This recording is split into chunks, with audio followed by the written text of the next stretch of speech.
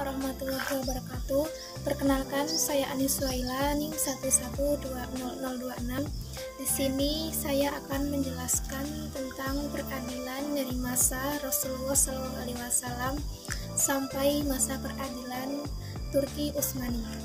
Tujuan dari saya membuat video ini yaitu untuk memenuhi tugas UTS mata kuliah sejarah peradilan Islam tentang saatnya yang muda berbicara tentang sejarah. Selanjutnya saya akan menjelaskan tentang peradilan masa Rasulullah SAW. Masa peradilan Rasulullah SAW terdiri dari dua fase, yaitu pertama fase Mekah dan kedua fase Madaniyah. Yang pertama fase Makkiyah. Fase ini berlangsung selama 13 tahun. Dimulai sejak kerasulan Nabi sampai hijrahnya Nabi ke Madinah. Pada fase ini, umat Islam masih terisolir, sedikit kuantitas dan kapasitasnya masih lemah, belum bisa membentuk komunitas umat yang mempunyai lembaga peradilan pemerintahan yang kuat. Yang kedua yaitu fase Madaniyah. Fase ini dimulai sejak hijrahnya Nabi ke Madinah sampai wafatnya Nabi SAW.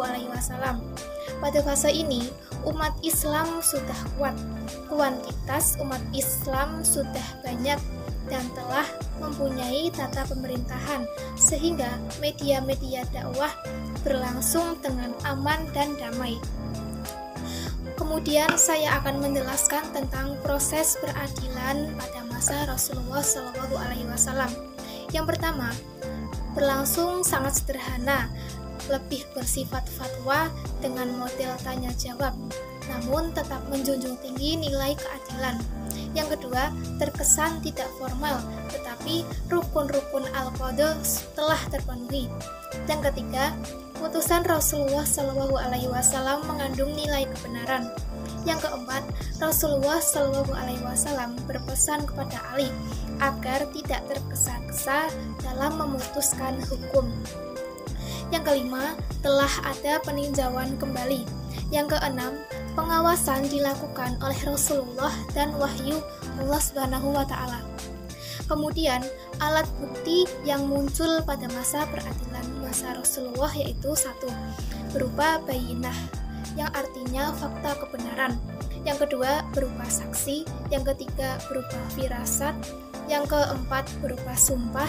Yang kelima, berupa bukti tertulis. Dan yang keenam, berupa qur'ah atau undian. Adapun perangkat hukum yang muncul pada masa peradilan Rasulullah yaitu satu, ikrar atau pengakuan terdakwa. Yang kedua, bukti. Yang ketiga, sumpah. Dan yang keempat, penolakan.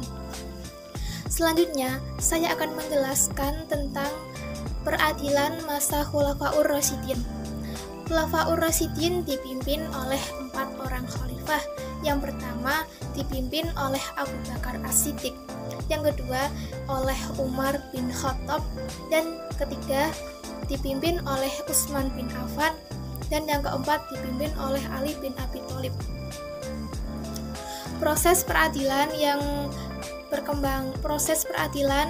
yang muncul pada masa Khulafaur Rasyidin yaitu satu, proses peradilannya masih sederhana, dan kedua, tempatnya masih berada di rumah hakim dan masjid.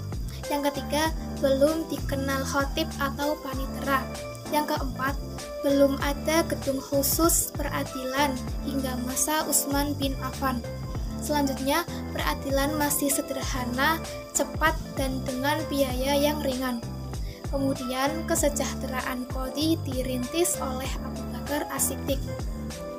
Lalu, Umar melarang hakim menerima bingkisan apapun dari orang yang berperkara. Kemudian, Umar juga merintis rumah tahanan yang pertama.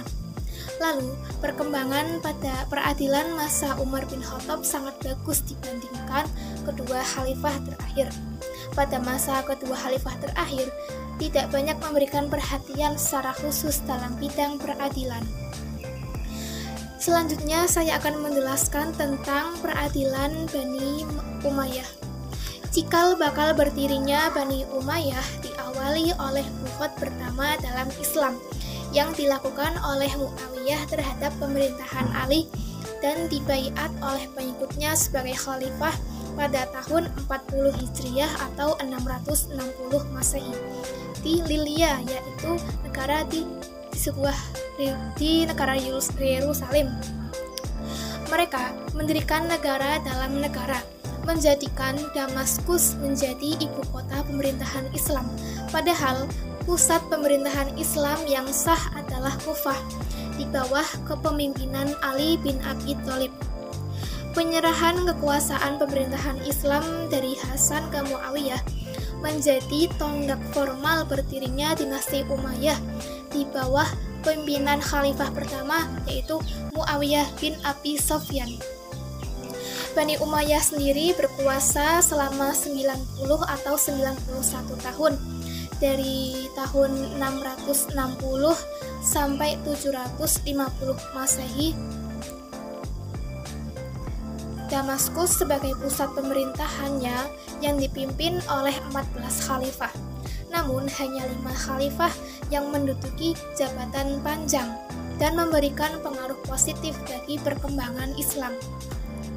Bani Umayyah mengubah kebiasaan musyawarah dalam hal pergantian khalifah menjadi sistem monarki atau turun-temurun, bentuk kekuasaan autokrasi.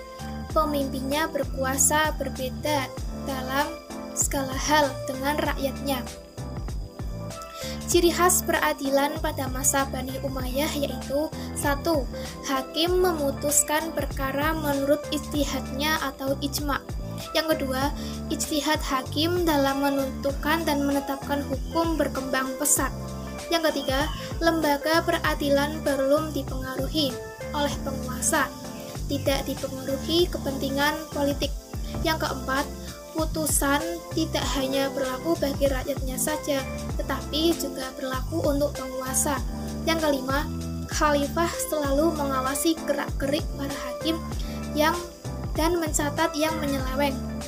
Yang keenam, qadhi diangkat sebagai khalifah. Yang ketujuh, bentuk hukuman berupa denda, penjara, pemotongan anggota tubuh, dan juga hukuman mati. Yang kedelapan, sudah ada sekretaris yang mencatat setiap perkara dan putusannya.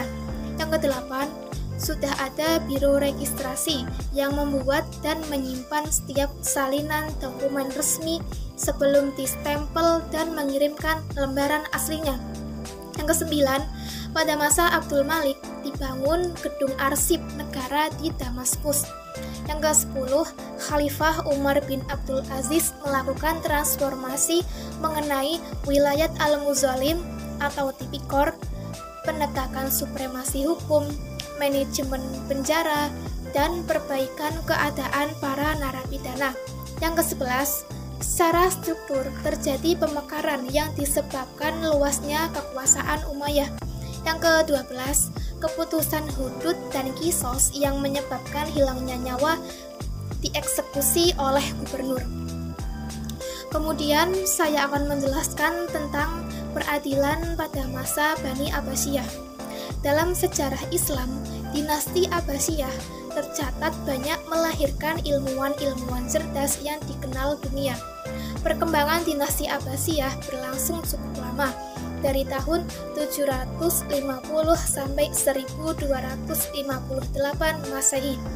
Puncak popularitas dinasti ini berada pada zaman Khalifah Harun ar-Rasyid, yaitu pada tahun 786 sampai 809 Masehi. Dan putranya bernama Al-Ma'mun pada tahun 813 sampai 833 Masehi. Masa pemerintah peradilan pada masa dinasti Abbasiyah dibagi menjadi 5 periode. Yang pertama, periode pertama pada tahun 750 sampai 847 Masehi. Pada periode awal pemerintahan dinasti Abbasiyah masih menekankan pada kebijakan perluasan wilayah.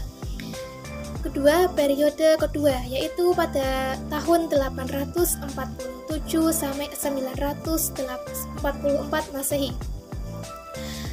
Kebijakan Khalifah Al-Mu'tasim pada tahun 833 sampai 842 Masehi untuk memilih anasir Turki dalam ketentaraan Khalifah Abbasiyah, terutama dilatar belakangi oleh adanya persaingan antara golongan Arab dan Persia pada masa Al-Ma'mun dan sebelumnya.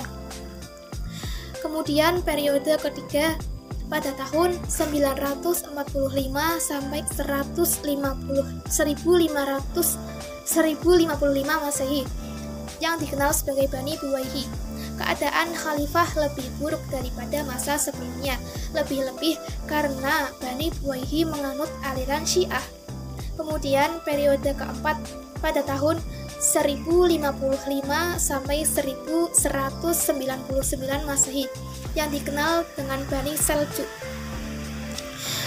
Keadaan khalifah memang sudah membaik, paling tidak karena kewibawaannya dalam bidang agama sudah kembali setelah beberapa lama dikuasai oleh orang-orang Syiah.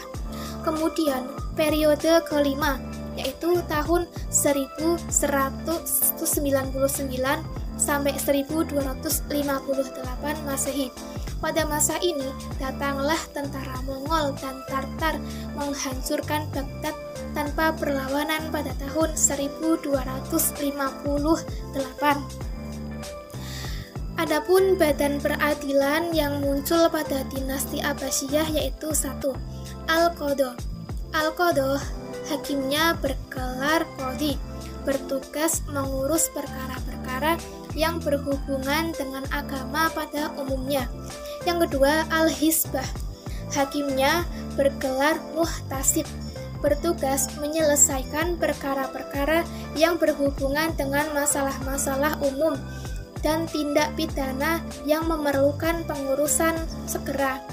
Yang ketiga, Wilayat Al-Muzalim, hakimnya bergelar Shahinul atau Qadhi Muzalim, bertugas memeriksa kasus-kasus yang tidak masuk dalam wewenang hakim biasa, tetapi pada kasus-kasus yang menyangkut penganiayaan yang dilakukan oleh penguasa terhadap rakyat biasa.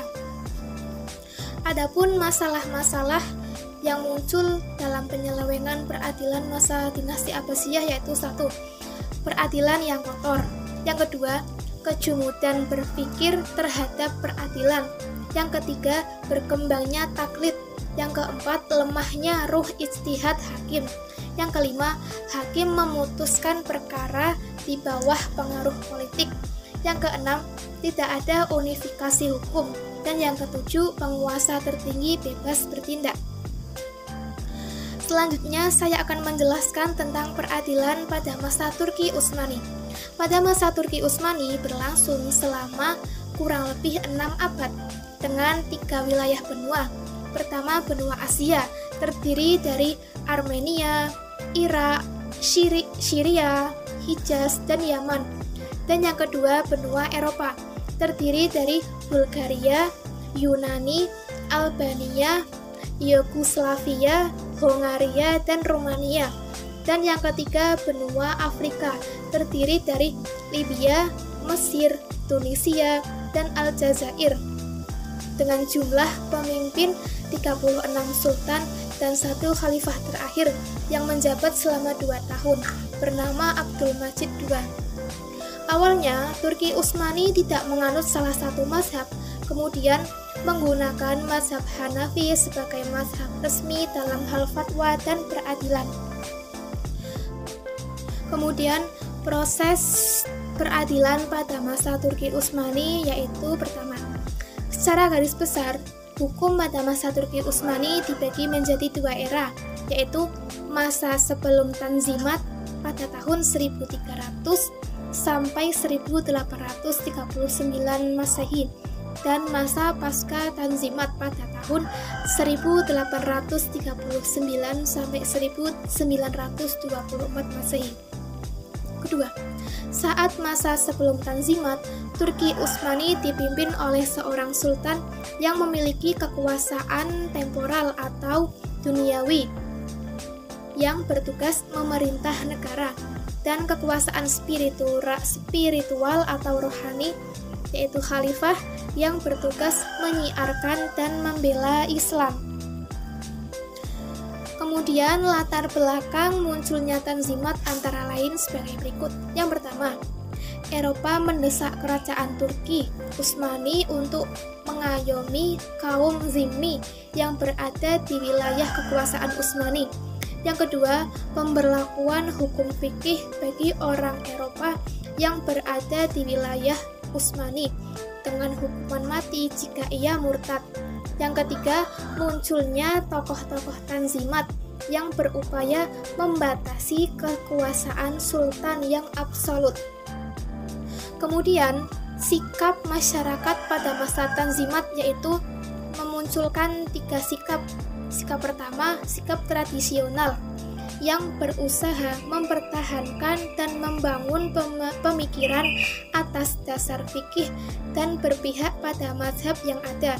Yang kedua, sikap modernis yang menawarkan gagasan agar fikih perlu diseleksi dan dikembangkan sesuai dengan kondisi sosial budaya masyarakat. Yang ketiga, sikap reformasi, yaitu melontarkan gagasan bahwa fikih yang ada tidak mampu merespon berbagai perkembangan yang muncul sebagai ekses perkembangan zaman dan kebutuhan manusia yang multidimensi. Selanjutnya, bentuk peradilan pada masa Turki Utsmani memunculkan 4 bentuk, yaitu pertama, Mahkamah Al-Juz'iyat atau Mahkamah Biasa atau rendah, yang bertugas menyelesaikan pidana dan perdata. Yang kedua, Mahkamah Al-Istinaf atau Mahkamah Banding, yang bertugas meneliti dan mengkaji perkara yang berlaku. Yang ketiga, Mahkamah At-Tamyiz Al-Naqd wal Al-Ibram atau Mahkamah Tinggi, yang berwenang mencatat para qadhi yang terbukti melakukan kesalahan dalam menetapkan hukum. Yang keempat, Mahkamah Al-Istinaf Al-Ulia atau Mahkamah Agung, berada langsung di bawah pengawasan Sultan. Sekian penjelasan dari saya mengenai peradilan dari masa Rasulullah SAW sampai masa Turki Utsmani. Kemudian harapan dari saya, semoga para generasi muda lebih antusias lagi dalam mempelajari sejarah, karena dengan sejarah kita bisa mengetahui latar belakang, proses, dan juga hal yang sudah terjadi pada masa lampau untuk kita jadikan pegangan dalam menghadapi masa sekarang. Sekian, wassalamualaikum warahmatullahi wabarakatuh.